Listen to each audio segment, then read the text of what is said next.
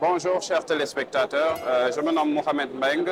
En tant que responsable de la coopération et des partenariats, je représente ici le Fonds de garantie des investissements prioritaires, le FONGIP.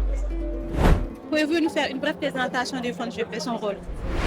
Le FONGIP est créé par décret depuis 2013 par le gouvernement sénégalais pour mettre en place une garantie destinée aux porteurs de projets, aux PMI et littéralement aux IMF.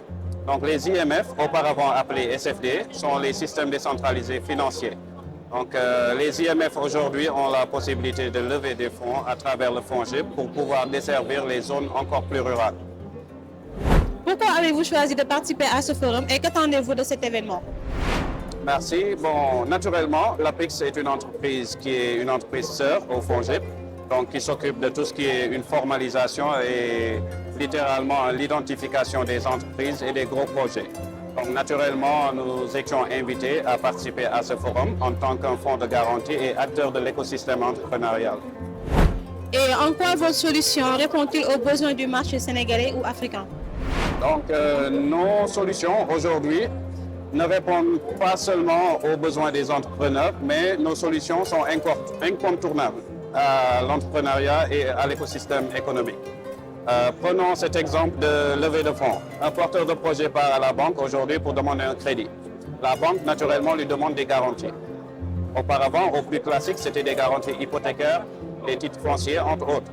Aujourd'hui, avec la mise en place des lignes de garantie du FONGIP, le risque est partagé entre la banque et l'État du Sénégal à travers la garantie du FONGIP. Quels sont selon vous les principaux défis de votre secteur aujourd'hui?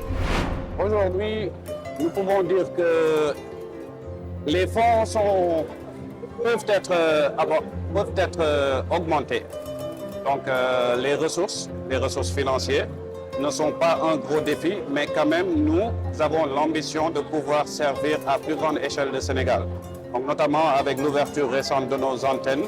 On vient d'inaugurer l'antenne de Tambacounda il y a de cela une semaine.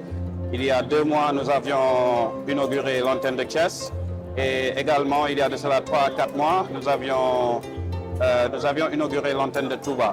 Donc tout cela, ce sont des solutions qui ont été apportées pour faire face aux défis. Donc les défis soulignés sont littéralement l'accès. Donc quand on dit l'accès au financement, on dit également l'accès géographique. Donc aujourd'hui, nous allons au fin fond du Sénégal pour mener à bien la politique de la territorialisation de la vision 2050 et être auprès de tous les porteurs de projets, sans exception. D'ailleurs, nous avons même créé des sous-fonds pour mieux atteler nos interventions. Aujourd'hui, nous servons les personnes à mobilité réduite. Nous servons également les femmes entrepreneurs qui étaient délaissées derrière. Donc, il y a des mécanismes qui permettent à tous ces porteurs de projets d'accéder aux fonds de crédit et de financement pour mener à bien leurs projets. Quelle est la plus grande réussite de votre entreprise dont vous êtes fier de partager aujourd'hui?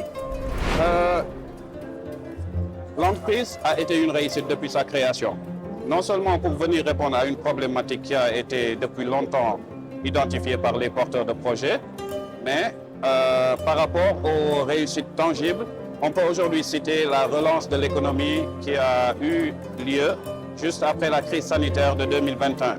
C'est-à-dire il y a eu des fonds de relance qui ont été notamment dégagés par nos partenaires, tels que la Banque mondiale, à travers le fonds Ether, mais également des programmes avec la BAD également, la Banque africaine de développement, qui ont permis aujourd'hui aux entreprises du côté hôtellerie, du côté sectoriel et du côté agropreneur, les agripreneurs, ceux qui s'activent dans l'agriculture, qui est aujourd'hui un domaine d'intervention du FONGIP qui casse plus de 60% de ces interventions.